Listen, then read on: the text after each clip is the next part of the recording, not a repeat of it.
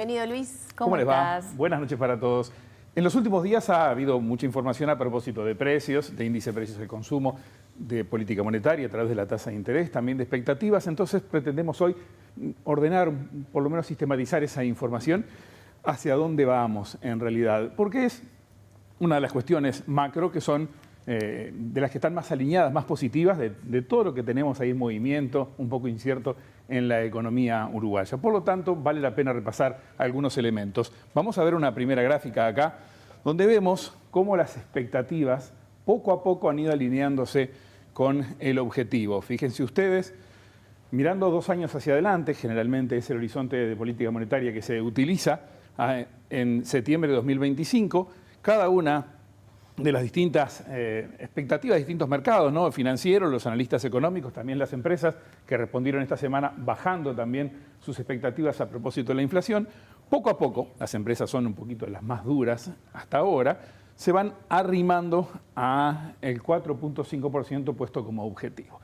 Pero si pasamos a la gráfica que viene, estoy usando gráficas del Banco Central en este caso, y ponemos la lupa y agrandamos un poco la imagen, vamos a ver que si bien se van acercando, de todos modos, hay una aproximación de la inflación que está más alineada, la inflación real, con la proyección del Banco Central que las propias expectativas que todavía están un poquito arriba cuando uno arrima la lupa. Pero bien, podemos decir que poco a poco se van alineando y que eso es una muy buena cosa.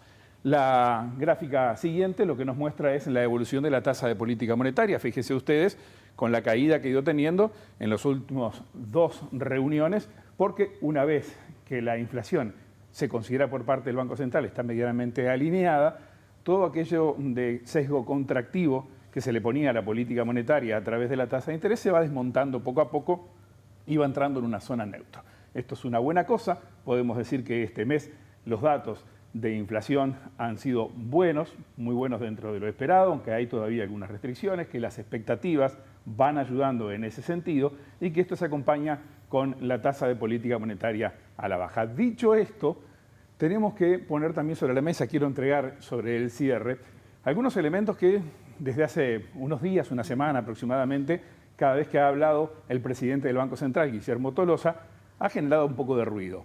¿A qué me refiero? A cuando ha dicho mejor que ahorren en pesos que en dólares.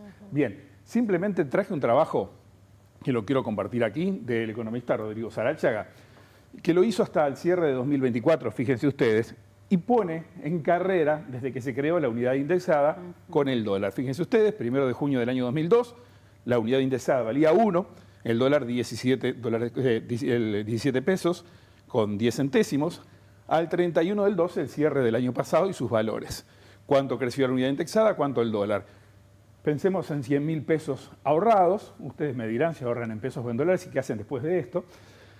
Ahí ustedes observan qué ha pasado con esos 100.000 puestos en un momento, en UI y en dólares. Fíjense ustedes cómo van cambiando esos valores, cuánto ha sido en pesos y en dólares. ¿Qué ha sido más conveniente al final del día? Miren las últimas cifras, unidades indexadas.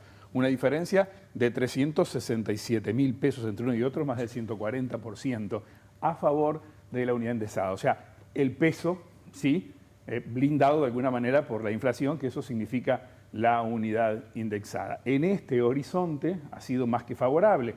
Y si uno le agregara ahora los datos de los primeros meses, lo que llevamos, 9 meses de este año, y estamos con un dólar que cayó en el orden del 9%, y con una inflación en los primeros 9 meses que está por debajo del 4%. O sea que eso se fortalecería aún más. En conclusión, entonces, me quedo con las últimas frases que damos ahora de cierre en esto. La efectividad de la unidad indexada en preservar el valor del dinero frente a la inflación de largo plazo, ese blindaje del que se hablaba, frente a un dólar que con sus fluctuaciones no garantiza estabilidad. Si nos guiamos por esto, creo que tiene algo o bastante de razón el presidente del Banco Central. Muchísimas gracias. A ustedes.